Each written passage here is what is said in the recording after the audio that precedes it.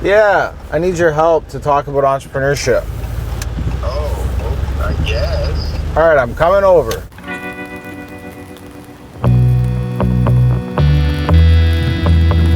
The dictionary definition of an entrepreneur is a person who inherits a certain level of financial risk in the building of a capitalistic entity. But I don't know that that's accurate. An entrepreneur is not somebody who throws shit at the wall to see what sticks. An entrepreneur is not somebody who takes risk for no apparent reason. The successful entrepreneur simply monetizes their passions. Once one passion is successfully monetized, a new passion is discovered, and that passion is monetized. The cycle continues. In entrepreneurship, there are three components. The ADHD entrepreneurship, pure entrepreneurship, and there's the cup. You are the cup. ADHD entrepreneurship is, that one idea you had. Pure entrepreneurship is the correct idea. The one that you should be focusing your time and energy on. So you put a little bit of ADHD in there, you put a little bit of purity in there, a little more ADHD, a little more purity. Now you are this cup, you can drink this, and it's nothing. It's watered down Coke. Now if you were to fill this with just Coke, it would overflow, and then it's Coke. And that Coke tastes good. It's fun, it's nice to drink. But if you just have that, it will kill you. Now to take that same cup, which is you, and to fill it with pure entrepreneurship. The Coke washes away and you're left with water. That is the goal to pursue in entrepreneurship. But it's not as simple as that. It's not as simple as just not pouring that Coke into the cup and just focusing on the water. It's not as simple as seeing 5 good ideas and trying all of them at the same time and failing at all of them because you lack focus. Because once you have picked that pure path, the path that resonates with your soul, the path that means something deep to you, you then need to remember to not stop when it gets hard, or when someone tells you you can't, or when you have your head in your hands moment where you're wondering what you were thinking going down this path. Because that pure bottle of entrepreneurship, it isn't contained in a bottle at all. It's contained in a waterfall. And that water comes and goes. It looks like the same waterfall, but with each passing millisecond, it's different.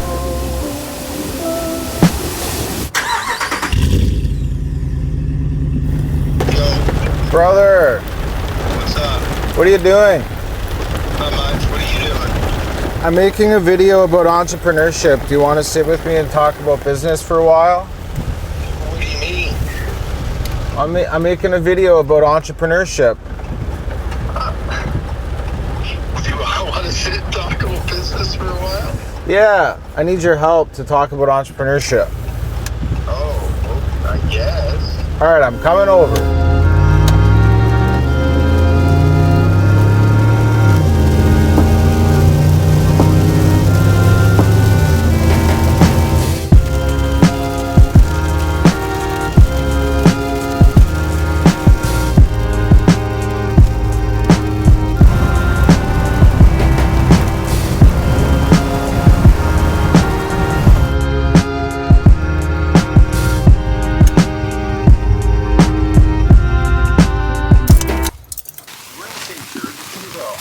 Brother, let's talk about business. You ever miss having a job? The only time that I've ever thought I missed it, the only part that I would say I actually missed would be like working with people. Like good people. The social aspect. The social aspect and just laughing and having a good time, but that's not enough to... It's not worth the exchange. No, I'll take the loneliness any day. Entrepreneurship's really lonely. It's so lonely. I think you get good at it after a while. If you spend enough time alone, I think you can like get to what you do. You get to the point where You're not like going insane with your own thoughts. You're not trying, a lot of people try to fill up their schedules where like, okay, I'm working, all right, I'm golfing this weekend, I'm doing this. That's an employee thing. You make plans, you make all these plans to preoccupy yourself. It wouldn't be worth going back to a 9 to 5 and, like you say, being like, I think about that sometimes with people I know who have a 9 to 5 just being stuck, and you're kind of trapped. And you got to check with somebody to do anything. You got to check with somebody. Oh, I need some time off. You have to ask, like you're a grown ass man, and you have to ask somebody. Oh, they let you know when you can have lunch and take a break. No one ever told us we could work for ourselves. Like, it took us a long time to realize that or figure it out. Like, I don't know if it's because like Dad worked for himself for quite a while, but like he never suggested to us that we could start our own businesses, or like anyone for that matter. Our whole family. No, nobody really said it was a good idea. They're all like, get in trades. Don't do that. Yeah. Don't do that. Getting into Get a trade. into a good trade. Like, Nobody really said starting your own thing was like the path. but it is. Was I telling you this the other day when I talked to Dave for a little bit? He's the one that got me excited about having a business, I think. True. It was the very first one, so I was 16. You would have discovered it way before me then, yeah. So that's I would say when I discovered it, because I remember he'd pull in, you remember the old Cadillac CTS he had? Yeah. And I remember I would wash it for him, right? I'd be in the shop, taking out garbages, helping do brake jobs, oil changes, all that kind of stuff. And then sometimes he'd be, oh, Steve, wash my car. And I remember there's days he would leave, go get his hair cut in the middle of the day. Just those little moments of freedom where you say, you know what, I feel like going to get a fucking haircut right now. So he would go do it, because he can. I got to go do this. I have to go do something in the middle of the day. His wife and daughter would stop by the shop. Just being able to do that, and your family show up. Imagine you work for somebody. You have a job, you're like, oh, my wife and kid are here. What the fuck? Yeah. So you had to go up for high school, and like he was at that point, like that's what this struggle that you go through at the start is for, right? Yeah. Like you push through that for years to get to that point. Yeah. And then he's not lonely anymore. Yeah. Right? Now he's got, like, how many employees does he have? Wow, that's an interesting full circle thing. Right? So you're like, you suffer and you push through it on your own for the first however many years, and then So you surround yourself with the people who are like, they're committed to it. On the same wavelength. Yeah, well, but they want to be an employee. Because I think like someone who struggled as an employee for so long and then becomes an entrepreneur and then starts to be like, okay, I'm gonna bring employees in now. You treat them how you always wished you would have been treated at a job. What's the best thing about entrepreneurship? Probably freedom to go, like how we went kayaking the other day on like a random weekday. Being able to just say like, oh, let's take a couple hours and go do something fun in the middle of the day. Just complete freedom. Yeah. Creative freedom, financial freedom, time freedom. Sure, there might be days and time, like say we're probably both going to work all weekend. So there's times where you're gonna make up for it and you're going to double down, and that's probably what a lot of people don't understand going into it. They go, you know what? I don't want to work for somebody else. I just want to work for myself. So it'll be way better, and then you work infinitely more if you're just doing everything. Oh, you do, man. And if you're constantly cycling through, like, I'll try this thing, I'll try this thing, I'll try this thing, I'll try this thing. Like, that's going to be work.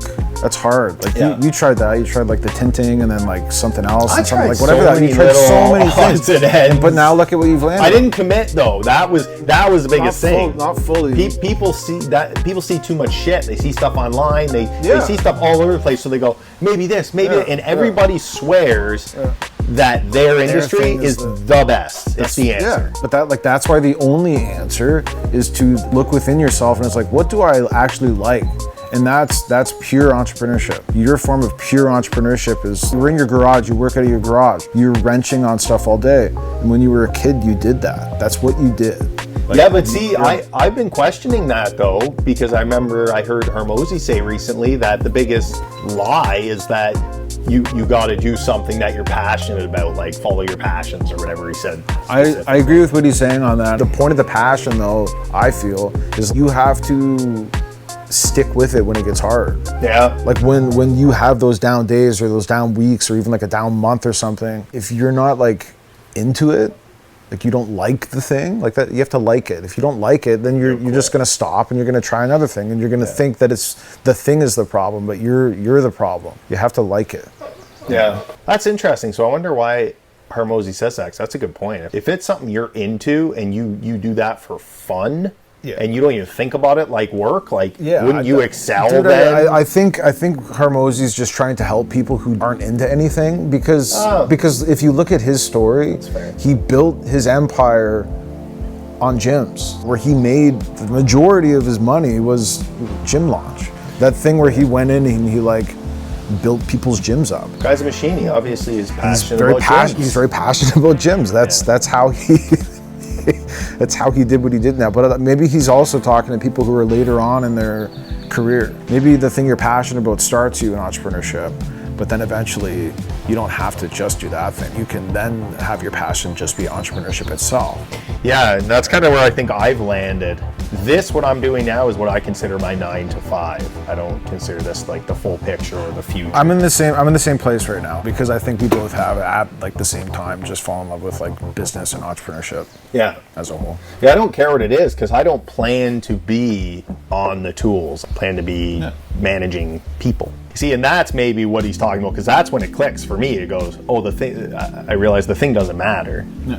You know, when you come to, you don't have to say, well, I have to start a business or buy a business in this industry because this is what I like. There's got to be a demand for it. So what if there's a massive demand, but you don't give a shit? But what if it could be you stumbled upon something that you know and is very profitable?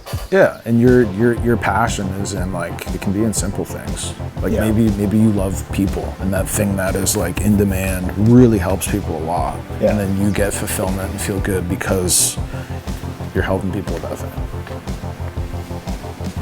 Yeah, I like that. Me too. I gotta go. I gotta go. You gotta go? Yeah. Love you. All right, see you later. Bye. Bye.